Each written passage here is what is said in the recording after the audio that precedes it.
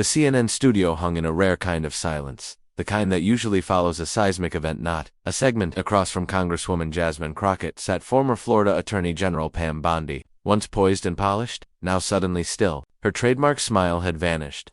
Frozen in place like glass about to crack, Crockett leaned forward, not aggressively, but with an exactness that came from discipline, not impulse. Her fingers held a document. Just one page, but the tension in the room said it might as well have been a bomb. "You've spent the last 5 minutes questioning my credentials and legal understanding," Crockett said, her voice steady, not raised, but undeniable. "But this right here." She held up the page between two fingers.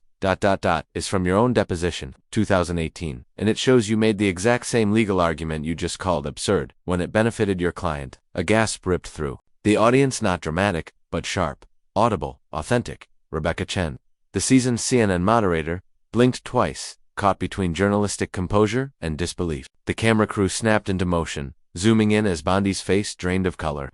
The kind of slow fade that said, she didn't see this coming. For months, Bondi had occupied the role of authoritative conservative legal mind, a Fox regular, a former Trump impeachment defender, the calm, self-assured pundit in crisp white blazers who dismissed critics with a smile and a soundbite. She had labeled Crockett a partisan freshman, lacking nuance, unworthy of constitutional commentary. But in a matter of seconds, the power dynamic flipped. Crockett wasn't just responding, she was revealing, and the room felt it. The moment didn't just leave Pam Bondi speechless, it rattled the foundation of her brand. What began as another Sunday night panel had transformed into a televised reckoning, a live-wire confrontation that tore through the thin veil of political theater and exposed something raw: preparation versus performance, truth versus polish, fire vs facade. What followed in the next 30 seconds would be studied, replayed, clipped, quoted, and perhaps even taught that it would ignite a national conversation about authenticity in political discourse, about who gets to be called qualified, and who gets dismissed for telling inconvenient truths with a different tone, a different voice, a different history.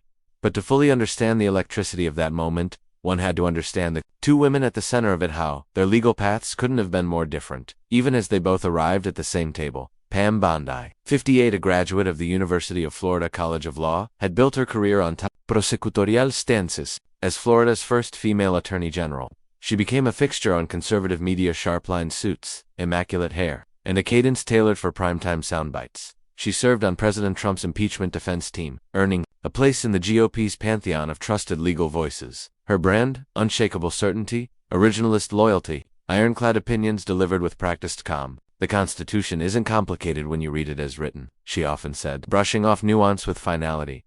Bondi's supporters saw her as a standard-bearer for conservative values.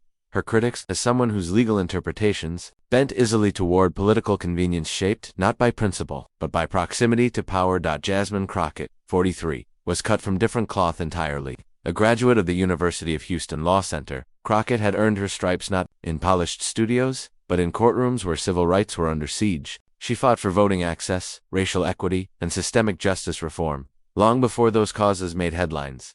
Her election to Congress wasn't one with elite connections. It was powered by grassroots grit. Her style: blunt, candid, sometimes unpolished, always real. She didn't traffic in platitudes. She trafficked in receipts. "I didn't come to Washington to make friends or play games," she once told a reporter. "I came to stand up for people whose rights are to remind this country that I've actually read the Constitution." What many didn't realize was just how deep Crockett's preparation went. A former trial lawyer, she approached political appearances like legal briefs meticulously researched, strategically designed, and laced with cross-examinations waiting to happen while pundits practiced soundbites. Crockett practiced substance. The tension between these two legal voices had been simmering for weeks.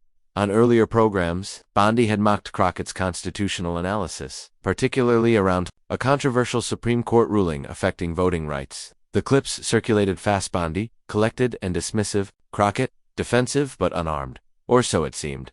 Behind the scenes, Crockett's team had gone to work not crafting comebacks, but pulling records. They dug through Bondi's legal history, through hundreds of pages of court filings, briefs, interviews, and they're buried in a 2018 deposition from a corporate civil case. They found it, the very argument Bondi had dismissed on live television, used, in her own words, to defend a powerful client. The hypocrisy wasn't theoretical. It was printed, signed, filed, public. CNN had billed the program Constitutional Crossroads, a moderated debate between two of the nation's most visible legal minds. Producers expected sparks that got a lightning strike. The studio audience was a curated mix of law students, staffers, retired judges, and political wonks. But none of them expected what they witnessed. The lights reflected off the high-gloss table as veteran journalist Rebecca Chen introduced the segment on executive power and recent Supreme Court decisions. Attorney General Bondi, she said, let's begin with your assessment of the court's reasoning in the Wilson case. Bondi leaned in, confident. Years of media training had made her voice smooth, her delivery bulletproof. The court got it exactly right. Rebecca, she began. The real problem here is when people try to distort the Constitution to fit activist agendas. That's what we're seeing now, and it's dangerous. She barely finished her sentence. Before Crockett moved. No raised voice, no righteous fury, just a perfectly timed intervention that appended the entire dynamic. With all due respect, she said, lifting the document, I'd like to read something from your 2018 deposition in Adams v. State Tech Corp. You said, quote, the Constitution must be interpreted with elasticity when dealing with voter access in evolving contexts. Silence. Crockett let the words land, then looked directly at Bondi. So which is it? She asked. Is the Constitution fixed only when it suits your politics? Or did you forget your own argument? The room was stunned. The moment was irreversible. Crockett hadn't just defended her position, she'd cornered Bondi with her own precedent. Bondi blinked, fumbled, looked to the moderator. No rescue came. The audience didn't cheer. They didn't need to. The weight of the moment spoke for itself. And somewhere between the folding of Crockett's paper and the stillness of Bondi's lips, a cultural shift began. If you want to see what real legal courage looks like, if you believe truth still has a place in American discourse, like this video, subscribe, and tap the bell for more moments that aren't about yelling louder, but standing stronger, because in today's political arena, being right isn't enough. You have to be ready. And Jasmine Crockett came ready. The lights in the CNN studio cast a sharp glow across the glass table as the discussion entered its most heated moment yet.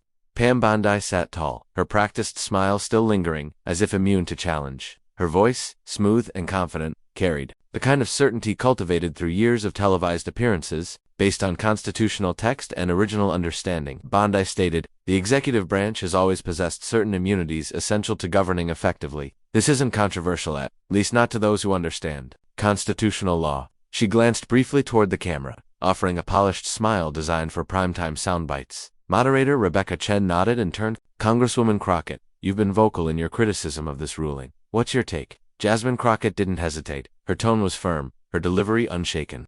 The Wilson decision represents a dangerous, unprecedented expansion of executive power, one the framers of our Constitution never intended. The founders installed a system of checks and balances precisely because they feared unchecked authority. The majority opinion in this case not only historical references but blatantly disregards the broader constitutional context. Bondi shook her head slightly, letting a small, dismissive smile form at her lips.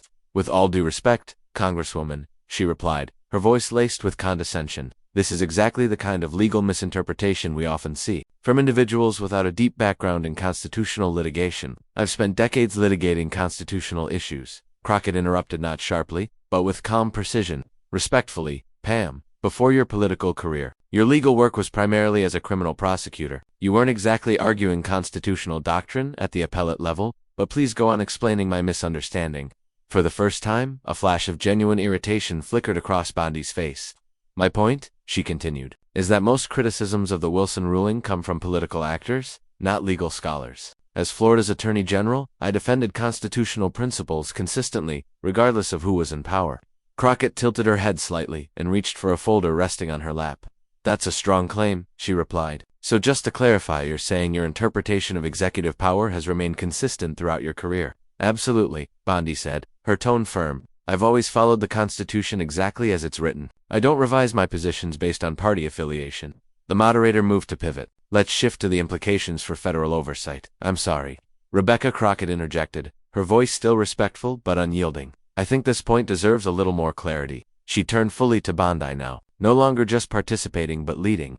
You've spent multiple appearances on this very network suggesting that my views on executive power are not only flawed, but legally ignorant.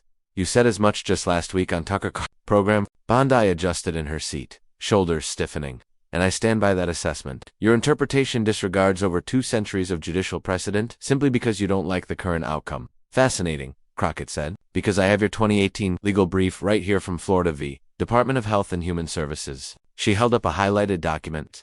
In that brief, you argued direct, quote, executive power, while significant, must yield to explicit constitutional limitations and cannot extend beyond the boundaries established by the separation of powers doctrine. A low murmur rippled through the audience. You also wrote, Crockett continued, that there is no historical precedent to support the idea that executive immunity should apply to actions taken outside the core constitutional functions of the office. That statement completely contradicts the argument you're defending now on national television. Bondi's expression visibly tightened. Her reply came faster now, with the sharpness of someone caught mid-spin. That case involved completely different legal questions. You're comparing apples to oranges. That just further proves your misunderstanding of legal nuance. Different cases? Yes, Crockett replied. But the same constitutional principle. What is the scope of executive power? And I've brought 4 more examples. She calmly laid a series of documents on the table between them. The camera zoomed in, the audience leaned forward. In each of these cases, Crockett said, you advocated for narrow interpretations of executive authority when the administration in power wasn't aligned with your politics. But whenever the executive was part of your political tribe, you conveniently reversed your interpretation. Bondi leaned forward, frustration tightening her jaw. This is absurd. You're cherry-picking quotes and misrepresenting context. These are complex arguments. You can't reduce them to gotcha moments in a television debate. Oh, I'm happy to go deep into the complexity, Crockett replied, still composed. But the public deserves to know. When you claim to have held a consistent constitutional view, the record says otherwise. What I'm pointing out isn't nuance, it's contradiction. Crockett now addressed the studio, not just the opponent beside her. When Pam Bondi stood in court and argued against expansive executive power in 2018, she did so with passion and precision.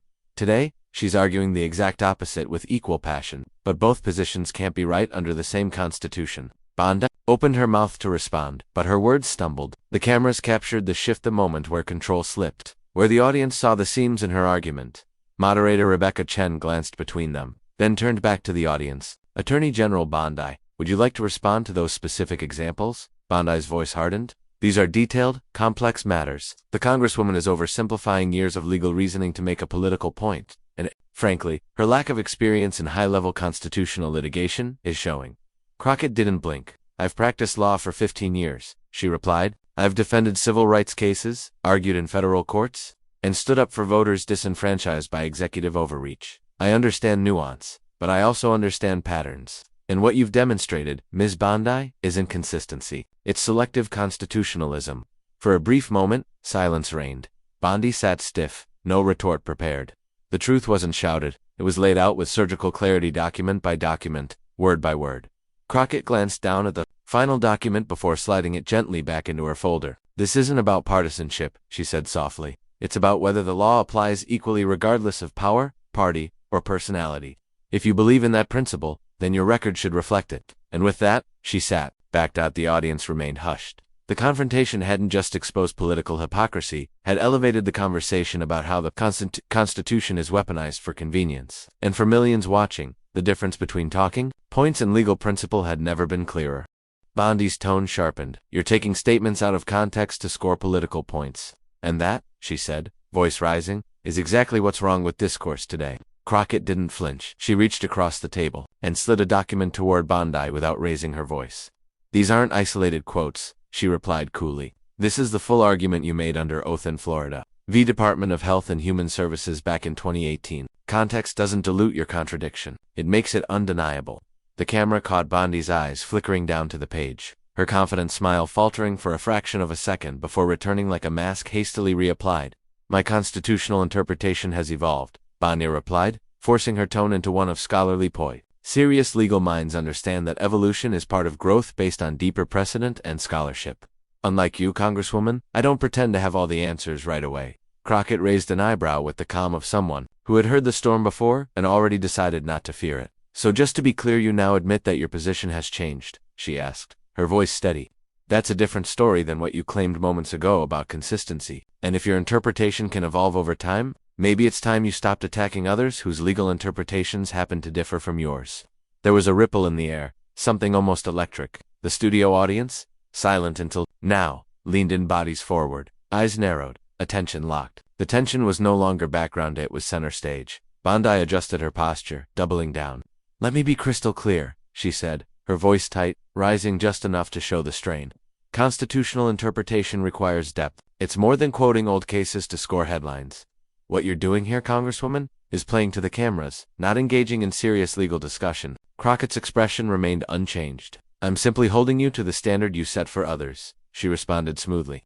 You've used national platforms to question my legal credentials repeatedly. All I'm doing now is demonstrating that your record contradicts the very principles you claim to uphold. The public deserves to know that. The moderator made a motion to pivot to another topic, but Crockett gently raised a hand. If I may, just one final point, she said, composed as ever. Ms. Bondi has repeatedly questioned my constitutional expertise on television, so I think it's relevant to mention that the legal argument she now calls absurd, the one I presented in regard to executive immunity, was the same argument she made in 2018, and it was upheld by the U.S. Supreme Court in a 7-2 ruling. A quiet gasp escaped from someone in the audience. Heads turned, Bondi's face had tightened, jaw locked, lips thin, no longer smiling. She was no longer debating a freshman congresswoman. She was being held accountable by her own words. And then, Crockett reached for her final card. Ms. Bondi, she continued, you've repeatedly claimed that my views on executive immunity are politically motivated, but I have here the transcript from your sworn testimony before the Senate Judiciary Committee in 2019. She lifted the document and turned it toward the camera so the nation could see. When Senator Whitehouse asked if your views would remain consistent regardless of which party controlled the presidency, you responded on the record, my constitutional interpretation is based solely on the text and original meaning, not partisan considerations. Crockett paused. The air in the studio seemed to hold its breath. And yet, the documents I've presented tonight showed that your position reversed entirely once the administration changed. This is no longer about legal nuance. This is about integrity, about whether your constitutional principles stand on text and law or shift with political winds. The audience sat in stunned silence. Even the moderator, known for her ability to steer live chaos back on course, said nothing. But Crockett wasn't finished. In fact, she said, her voice still even, in a Georgetown law lecture in 2017, you said something I'd like to remind you of, and I do have the video clip, if you'd like me to play it. She held up a flash drive but didn't press play. Anyone who changes their constitutional interpretation based on who holds power is betraying their oath to the Constitution itself. Those were your exact words. Ms. Bondi? This time, Bondi's flush was visible even through the studio lights. Her lips parted, struggling to formulate a response. This is outrageous, she said, voice cracking slightly. You're trying to create a spectacle instead of engaging with the real legal issues. I'm engaging with exactly the issue you made central, Crockett replied, not missing a beat. Credibility, integrity, consistency, you questioned, my qualifications, and I brought receipts. You mocked my legal reasoning, and I matched it to your own words. If that's a spectacle, it's one you authored. The moderator remained silent, the cameras rolled, no one interrupted. Then Crockett leaned in once more, her voice lower, but no less lethal. Let me ask you directly, do you deny that in 2018, you argued against expanded executive immunity using nearly identical constitutional logic that you now call legally ignorant only because I presented it? Bondi's mask slipped. Her composure, long her strongest weapon, cracked. Her voice stumbled. You're manipulating the conversation, cherry-picking. These cases have different contexts, different legal frameworks, and I've provided full documents for each, Crockett replied. Anyone can read them and see for themselves. The contradiction is not in the context. It's in your convenience. Then came the moment that silenced the room completely. Crockett placed one final document on the table. This, she said, is an email you sent to your legal team in 2018, obtained through a public records request. Bondi's eyes widened, hand twitching slightly, as Crockett read aloud. We need to emphasize limited executive power for this case. I understand this contradicts our usual position, but the current circumstances require flexibility in our constitutional approach. There it was, black and white. No more spinning, no more nuance. Just the quiet confession of political opportunism. The studio was silent. Not out of shock alone, but out of recognition. Something real had happened. Not a talking point, not a soundbite. A reckoning. Crockett looked directly into the lens. This isn't about me winning a debate, she said softly. It's about whether the truth still matters even when it's inconvenient. A wave of reaction swept through the studio like a tidal shift. Murmurs broke into full-blown whispers. Someone in the back row let out a low whistle. Heads turned, phones lifted. Every eye locked on Pam Bondi, who sat frozen, staring at the document Jasmine Crockett had just placed before her. The usual sharp-tongued media veteran was suddenly silent. Her famous rapid-fire responses had vanished, replaced by visible uncertainty. That's a private communication taken completely out of context. Bondi finally stammered, her voice unusually shaky. Crockett didn't raise her voice. She didn't need to. Her tone was surgical, precise. It's a government record from your time as a public official, she corrected gently. And the context couldn't be clearer. For the first time in this segment, the moderator stepped in, her voice slightly more cautious than before. Ms. Bondi, she said, would you like to respond to the contradiction Congresswoman Crockett has identified? What happened next left the studio stunned. Pam Bondi, who had weathered political storms, hostile interviews, and primetime panels, lost her composure entirely. "This is exactly what's wrong with politics today," she burst out, her voice rising sharply. "You come in here with your little gotcha moments and cherry-picked documents instead of addressing the real issues Americans care about. You think you're clever with your folders and your quotes. This is political theater." The outburst hung in the air like smoke after a spark. A few people in the audience shifted uncomfortably. Others stared, brows raised, unsure whether to look at Bondi or Crockett. Jasmine Crockett didn't blink. "What people hate," she said calmly, "isn't politics. It's hypocrisy. It's watching someone lecture the public about constitutional values while changing their position depending on who's in power. I didn't create these contradictions, Miss Bondi. You did." She turned to the audience now, not just the crowd in the studio, but the millions watching through the camera lens. Americans deserve consistency from their legal experts. When someone publicly dismisses others' interpretations of the Constitution as ignorant or politically motivated, the public deserves to know whether that person has held consistent positions themselves. The contrast was stark. Bondi, the polished spokesperson with an air of untouchable authority, now looked cornered and flustered. Crockett, poised, deliberate, unwavering, was no longer on defense. She was leading. The moderator, sensing the gravity of what was unfolding, leaned back in her seat, letting the moment breathe. "Ms. Bondi," she asked again, "do you wish to address the contradiction Congresswoman Crockett has raised?" Bondi inhaled deeply, visibly struggling to reassemble her trademark composure. "What the Congresswoman fails to grasp," she began, her voice tighter now, "is that legal arguments evolve. As precedent shifts and scholarship deepens, so do interpretations. I don't pretend to have perfect foresight." Crockett nodded. "That's a reasonable position," she said, "and one I actually respect. Legal understanding does evolve, but that's not what you've been doing. You've mocked, dismissed, and discredited those who hold the same positions you once did, not because of deeper scholarship, but because of shifting political winds. You didn't acknowledge evolution, you denied the contradiction." And with that, the final bell tolled. The audience knew it. The viewers knew it. Even Bondi seemed to know it. As the segment ended, the energy in the studio was unmistakably different. What had begun as a standard political panel had become something else entirely. A reckoning. A rare, unscripted moment of accountability that no press release could walk back. Bondi sat stiffly in her chair, her notes clutched tightly, her confidence shaken in a way television rarely captures. The dominant voice from earlier in the segment had been eclipsed not by volume, but by preparation, by truth, and the impact didn't stay confined to the studio walls. Within hours, the clip of the exchange had gone viral. Twitter, Chikitoki, YouTube, every corner of the internet lit up with hashtags like hashtag receipts ready, hashtag Crockett comes prepared, and hashtag constitutional clapback. Commentators called it the most authentic moment in political television all year. That night, the Washington Post headline read, "Prepared Congresswoman flips the script in viral CNN showdown." MSNBC devoted a full segment, "When Receipts Meet Reality, Why Preparation Still Matters in Politics." Even Fox News couldn't ignore it, their headliner attempting to downplay the confrontation read, "Crockett ambushes Bondi without two contact stocks." But the damage control was clear, and not everyone bought it.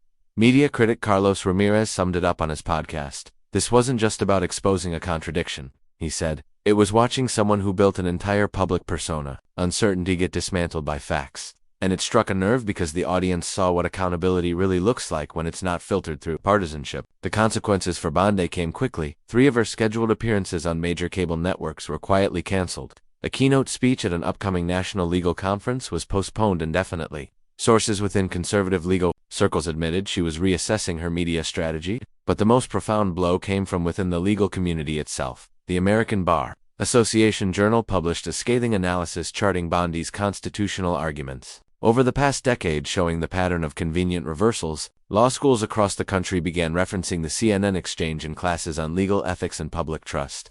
In online forums, young attorneys debated the responsibilities of legal professionals in public discourse, and what happens when credibility cracks under the weight of evidence. A week later, Bondi issued a carefully crafted public statement. "In our adversarial legal system, attorneys often argue vigorously for specific positions," she wrote. "I've always tried to represent the strongest interpretation possible within the context of each case.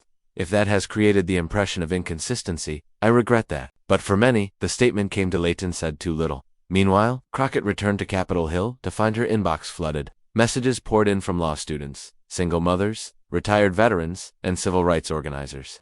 One note from a 16-year-old aspiring attorney read, "You didn't just defend the Constitution, you reminded us what it looks like when someone actually believes in it."